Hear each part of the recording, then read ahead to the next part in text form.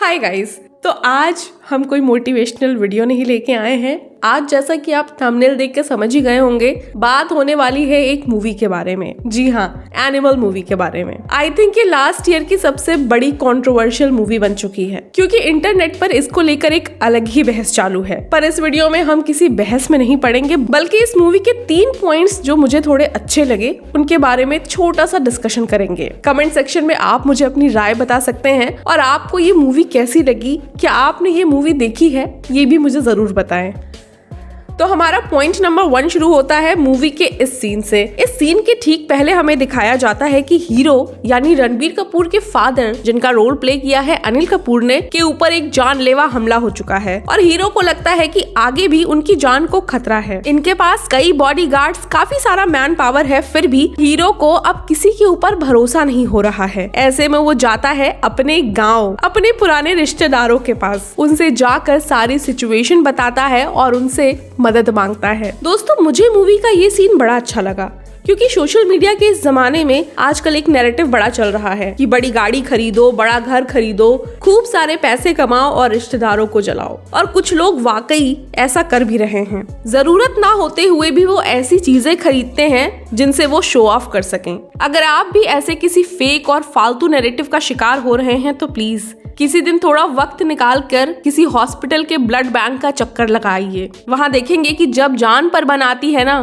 तो जान बचाने के लिए किसी के चाचा, किसी के फूफा, किसी के मामा, किसी के दूर के रिश्तेदार या उनके बच्चे ही आपको सबसे पहले ब्लड डोनेट करने के लिए दिखेंगे। कहने का मतलब सिर्फ इतना है कि आज के टाइम में अगर आप अपने रिश्तेदारों के साथ हैं, आपका पड़ोसी आपके साथ है, तो आपको किसी और सपोर्ट की जरूरत ही नहीं है। आपकी ज्यादातर परेशानियां यूं ही सॉल्व हो जाएंगी। और हमारा भारतीय समाज इन्हीं चीजों से तो मिलकर बना है। आप माने ना माने, पर समाज को चलाने के लिए ये साथ बहुत जरूरी है। अब बहुत सारे लोग ये कहेंगे कि हमारे रिश्तेदार तो ऐसे हैं, वैसे हैं, वो हमसे जलते हैं, हम उनसे बात नहीं कर सकते, फलाना ढमकाना। तो मैं आपसे एक क्वेश्चन पूछना चाहूंगी, ऐसा कैसे हो सकता है कि आपके सारे रिश्तेदार ही ऐसे हों? मैं मानती हूँ कि कुछ रिश्तेदार ऐसे होते हैं जो हमसे कभी खुश नहीं होते। यहाँ पर हम उन रिश्तेदारों की बातें नहीं कर रहे हैं या उन पड़ोसियों की बातें नहीं कर रहे हैं। आई एम श्योर आपकी फैमिली में सारे रिश्तेदार प्रॉब्लमेटिक नहीं होंगे, कुछ अच्छे भी होंगे। आपके आस पड़ोस में सारे लोग ही आपसे चिढ़ने वाले या जलने वाले नहीं होंगे, कुछ आपसे दोस्ती भी करना चाहते होंगे। तो जैसा कि इस मूवी में दिखाया गया है कि फादर की तरफ से कम्युनिकेशन गैप के चलते परिवार अलग हो जाता है, पर बेटा इस गैप को समझता है और उसे दूर करने की कोशिश करता है और परिवार को फिर से एक साथ जोड़ लेता है। तो अगर आपकी फैमिली में, आपके रिलेटिव्स में, आपके नेबर्स के साथ आपका कम्युनिकेशन गैप चल रहा है, तो यही सही टाइम है। आगे बढ़िए, उस गैप को भर दीजिए। यकीन मानिए, आने वाली कई जनरेशंस आपके इस स्टेप की तारीफ करते नहीं थकेंगी। दोस्तों, कम्युनिकेशन गैप कभी कभी यूं ही डेवलप हो जाता है, क्योंकि हम सोचते हैं कि सामने वाला हमसे बात करेगा, और शायद सामने वाला भी इसी इंतजार में होता है कि कब हम टाइम निकालकर उससे बात करेंगे। और जब ऐसा नहीं हो पाता तो धीरे धीरे एक खामोशी आती जाती है, एक गैप बनता जाता है, और कई बार ना चाहते हुए भी इस गैप को भरना बड़ा मुश्किल हो जाता है। तो अगर आपको लगता है कि आपका फैमिली किसी ऐसे गैप का शिकार है या आप किसी ऐसे गैप को दूर कर सकते हैं, तो सोचना किस बात का। आज ही डिसाइड करिए कि आप इस काम को जरूर करेंगे। और इसी के साथ हम आ गए हैं पॉइंट नंबर 2 पर। एंड आई गेस ये मूवी का सबसे कंट्रोवर्शियल सीन है। ये वही सीन है जब हीरो की बहन कॉलेज रैगिंग से परेशान होती है और हीरो अपनी बहन को प्रोटेक्ट करने के लिए मशीन गन लेकर कॉलेज पहुंच जाता है।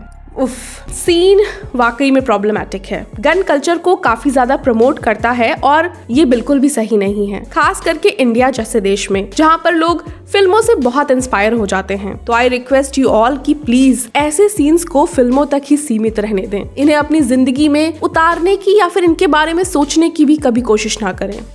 तो वापस चलते हैं अपनी मूवी पर और इस सीन पर। इस सीन में हमें ये दिखाया गया है कि पहले हीरो निहत्था जाकर सबसे पूछता है कि मेरी बहन को कौन परेशान कर रहा है वगैरह वगैरह, और उस टाइम उसकी बात कोई नहीं सुनता है। इवन लोग उसका मजाक उड़ाते हैं और उससे बाहर जाने के लिए कहते हैं। थोड़ी देर बाद जब वो गन लेकर क्लासरूम में आता है तो सब डर के मारे उसे जवाब देने लगते हैं और उसकी हर डाउट को क्लियर करने लगते हैं। दोस्तों, सबसे पहली बात तो ये कि प्लीज इस सीन को एक सीन की तरह रखिए, इस मूवी को एक मूवी की तरह देखिए। और दूसरी बात ये कि मुझे ऐसा लगता है कि इस सीन के माध्यम से डायरेक्टर हमें ये दिखाने की कोशिश कर रहे हैं कि जब आपके हाथ में ताकत होती है तभी दुनिया आपकी बात सुनती है। पर ये ताकत आती कहाँ से है?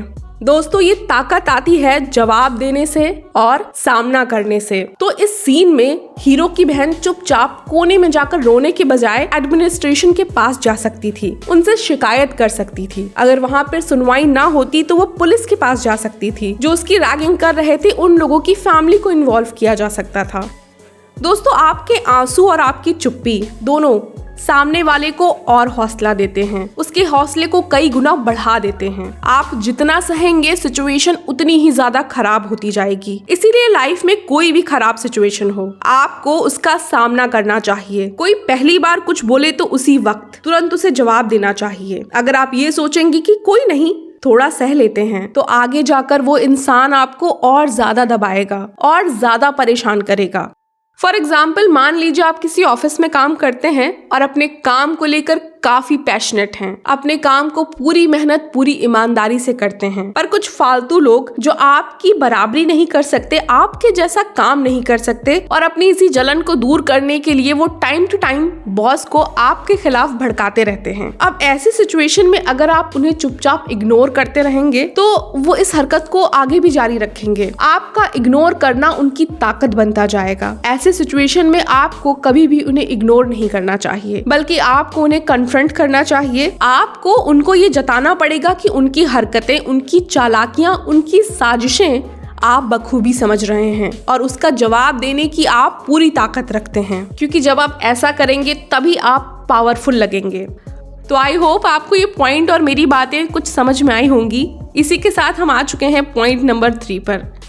तो ये पॉइंट नंबर 3 शुरू होता है हमारी प्यारी जोया उर्फ तृप्ति की एंट्री के साथ, जो शायद आजकल सबकी फेवरेट बन चुकी हैं।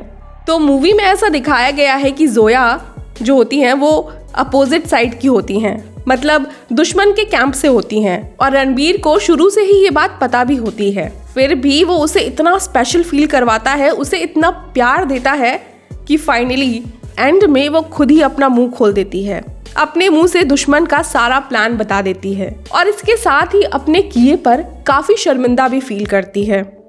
दोस्तों, इसे ही कहते हैं माइंड गेम्स, यानी अपने दिमाग से दुश्मन को उसी की भाषा में ऐसा जवाब देना कि वो पूरा खत्म हो जाए, दुश्मनी भूलकर आपका भक्त बन जाए।